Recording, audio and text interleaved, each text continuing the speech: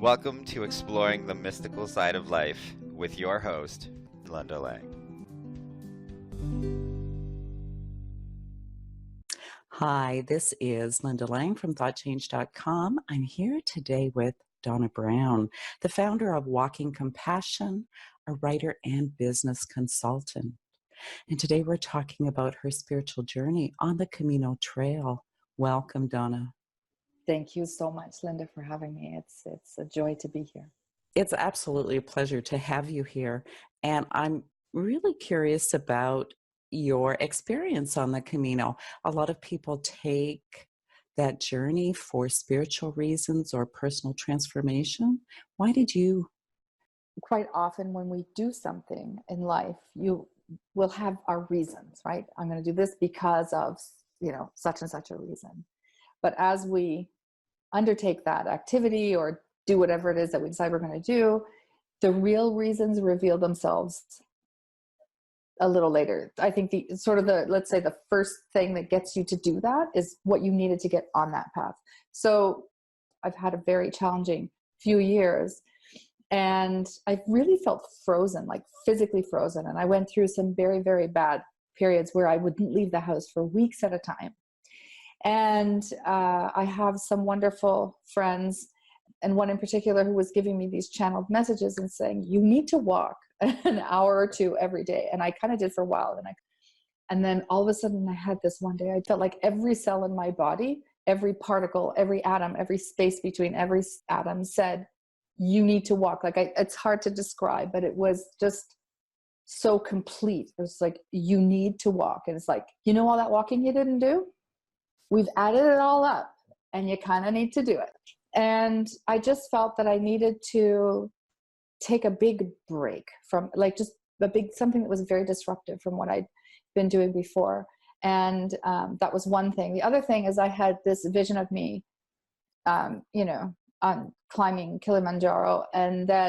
But they said, so what are you going to do for training? I said, I can walk the Camino. So it started off as something very simple, if you like, but the full body experience of you need to walk, that was big. So I find that very interesting because you were not training and the Camino is a big trail. So you were exhausted and not kind of preparing physically. And yet this was a thing that you needed to do. And when you walked the Camino, you had a global intention that you took with you. I started researching about the Camino. I decided to take the French way. There are lots of different routes, and I decided to take the French way, and it's about 790 kilometers. And then I found this beautiful practice of carrying a stone from your place of departure to represent everything you want to release. And there's an iron cross at a place called Monteleon where you lay it down on this hill at the base of this cross.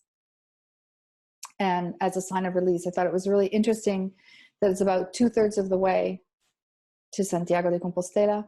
So you have the last part of your journey without this weight. I'm a practicing Buddhist. Within that tradition, there's the practice of offering. And then I had this moment where I thought, what if people could know and choose this for themselves? Because agency is everything. And your decision to do something for yourself is so much more powerful than anything I can wish for you. And that kind of just really kind of took me by surprise. Like I just had this huge sort of heart opening, and I could just feel all these people as I sort of received that vision and sort of instruction basically to do that. I said, okay, so how many people are we talking here?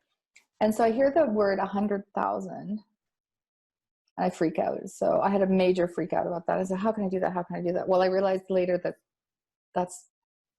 I assume it's more than once. It's more than one Camino, because this time it wasn't 100,000. But to me, all of a sudden it was just this huge, it just meant so much more. This whole thing meant so much more. And so when I put out the word on social media, it was like, you can set this intention to release whatever you want. You can share it or not share it. And the things that people shared were just heart-wrenching, really. but beautiful at the same time. You know, they're hoping for this releasing themselves. It's an act of compassion for yourself, right? This act of allowing yourself to forgive, or allowing yourself to be less angry or feel less resentment or them, is really an act of compassion towards yourself, which is why I called it walking compassion.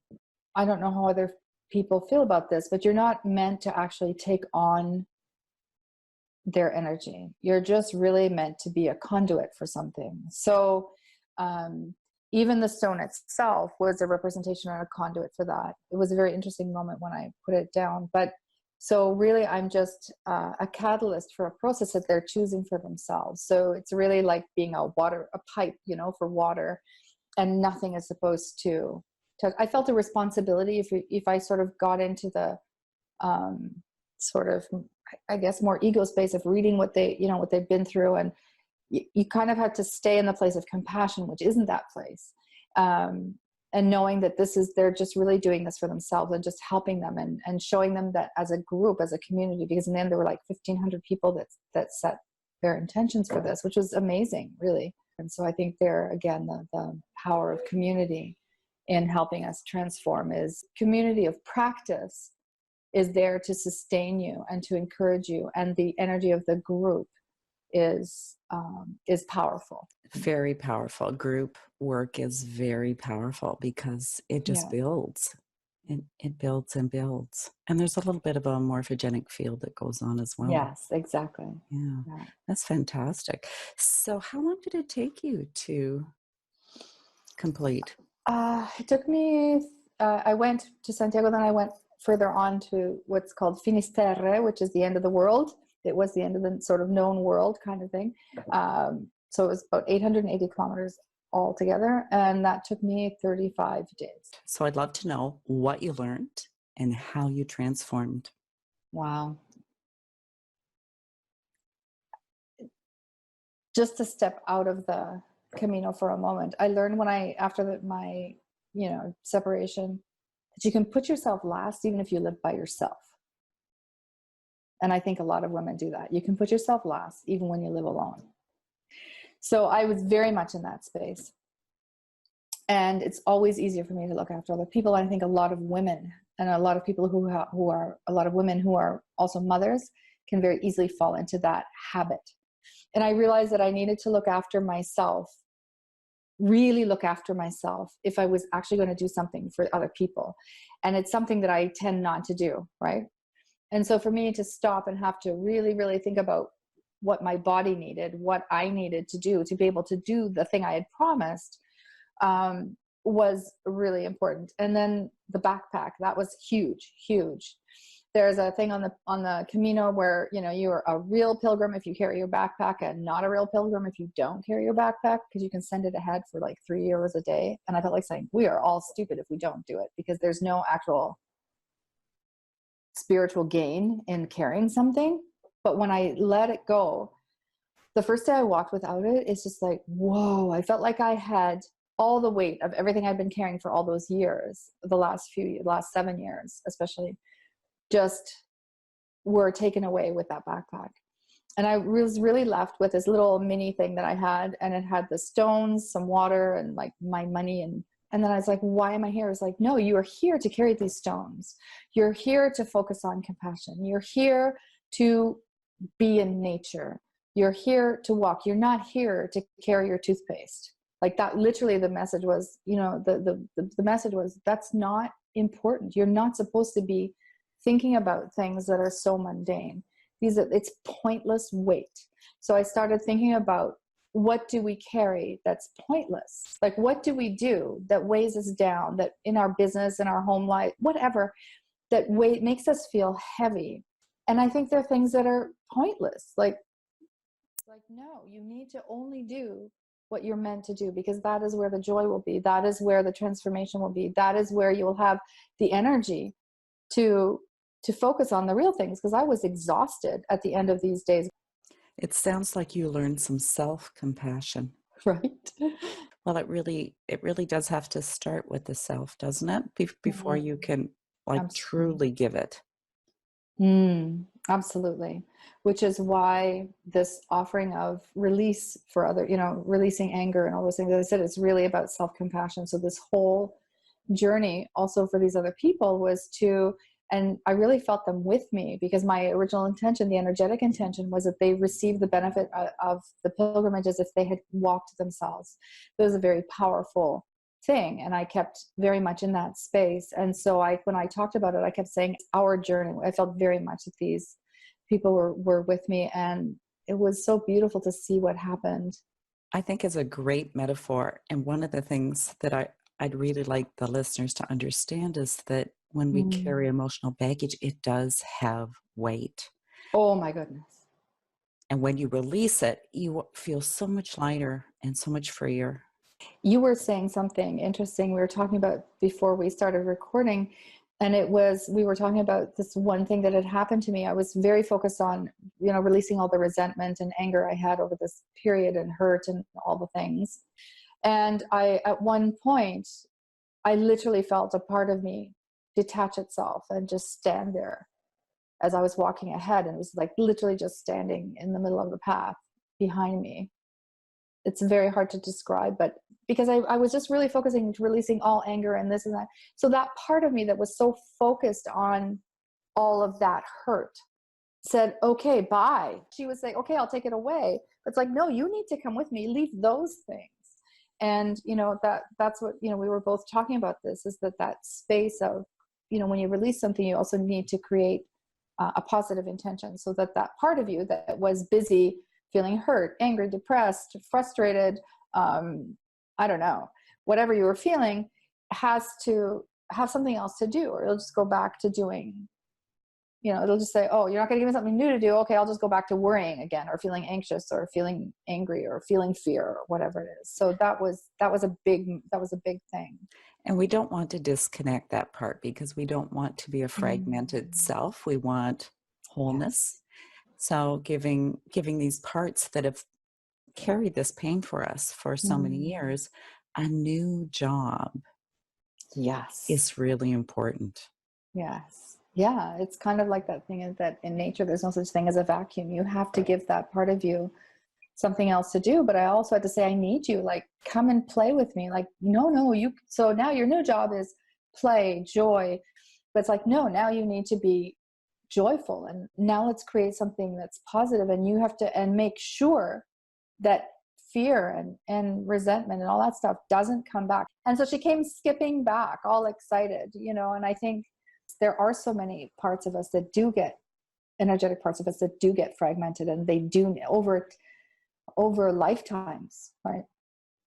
And they do need to be brought together. I'm sure that's part of our purpose for being here, really, is to come into wholeness and to really explore and know ourselves.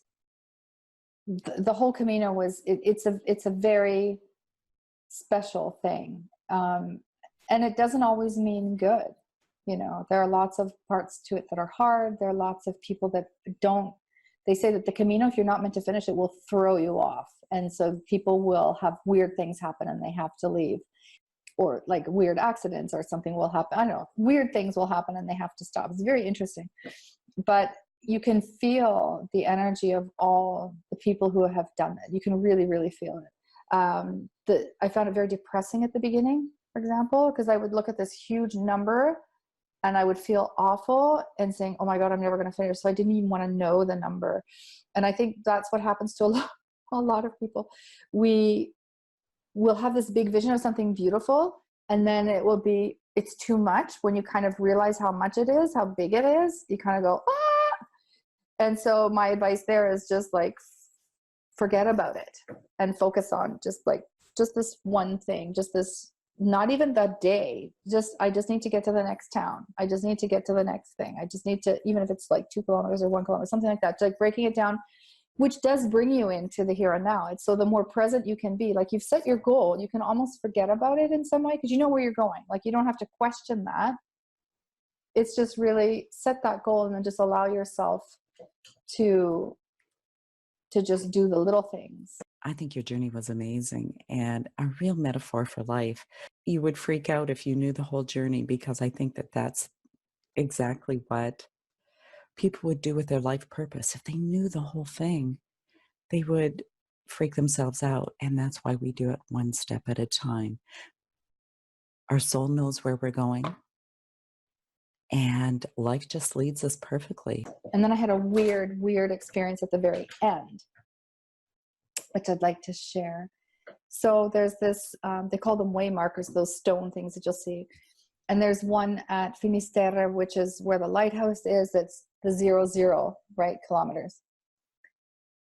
And when I got there, there were 2 people having their picture taken, you know, and there were 3 people taking their pictures for them. And then they need to have their pictures. I'm going, this is so weird. I was standing about, I don't know, a couple of meters, 5 or 6 feet away.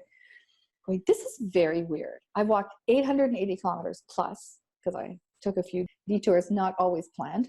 And I thought, this is very strange. I'm standing here. I have done 880 kilometers and that stone is there. But if I turn around now, because I don't feel like waiting or whatever, I won't have done that. If I turned around, if I don't have, I don't know, the patience, the balls, the whatever to wait and to do that last thing, I won't have finished. And it's just that much that's missing. And I could literally turn around and walk away and never reach the end of this journey. How weird is that? To me, I guess what really struck me was this tiny distance and the huge distance, but that it wouldn't have been complete without that little teensy-weensy bit. I don't know. I'm amazed at how many life lessons that you experienced metaphorically. And as you were telling that story, it just once again reminded me of the metaphor that you can go all through your life and almost get so close to what you're supposed to do. And you have the free will that you can turn around and walk away. Yeah. But I really think that when your spirit or when your soul sets an intention for a life purpose, and yes, we have free will. You're just not allowed to give up. Like you're just not allowed. There are no shortcuts. I think that there's kind of an obligation to fulfill that, if not in this lifetime, the next one or the next one or the next one, that it can keep coming back until we have learned or experienced whatever our higher self has set forward for us. Oh, absolutely. Absolutely. Like if you know, they always say the lesson doesn't go away. Like those things don't go away until you learn the lesson. So, but it just really struck me that sort of the distance, like the crazy long distance and this eensy weensy little tiny thing that was keeping me from the completion of that whole thing. It just, that really, really struck me. It was so powerful. And because there's so many things that I've quit in the last few years, just because I didn't have a support system. I didn't feel within myself. I'm not blaming it on anybody else. I'm not trying to externalize it. I just didn't feel, I didn't have the wherewithal I felt at the time to just say, yeah, I'm just going to keep going. And I realized that was a really important lesson, because I was like that. I was the person who would go right to the end. And then I realized, wow, I've kind of stopped doing that. And so that to me was super important. And the day that I finished there was so windy that this guy, there were wind warnings, and it was like 37 kilometers an hour. You're walking into the wind, of course, because the wind's coming from the sea. It's not coming from behind you. And so I'm walking, towards it. I'm going, wow. And here I'm kind of like, mumbling, grumbling to myself. Like, this is making it so much harder. And then I started thinking, well, there's so much power. There's so much energy in wind because we harness that. So what if I decided that the wind was going to give me energy rather than me fighting against it? So when I decided that I was going to let myself become more permeable and that the wind would go through me and fill me with energy, and I could literally feel the difference. So I decided that it wasn't hard. It was, exhilarating. I decided it was going to be exhilarating. And I flipped it. It was like, wow, this is amazing. Because we spend so much time like walking into the wind, like things that are difficult, like fighting a huge legal case that's going on forever and ever, or struggles with your family, or struggles at work. Just, I don't know, that thing, right? And sometimes even it's just ourselves, right? Even it's just our own resistance. It's our own resistance to things. It's like, whoa, what if I decide to use that energy of resistance as a way of charging me? That was a very cool moment. Just before we wrap up, Donna, is there anything else you'd like to share with the listeners?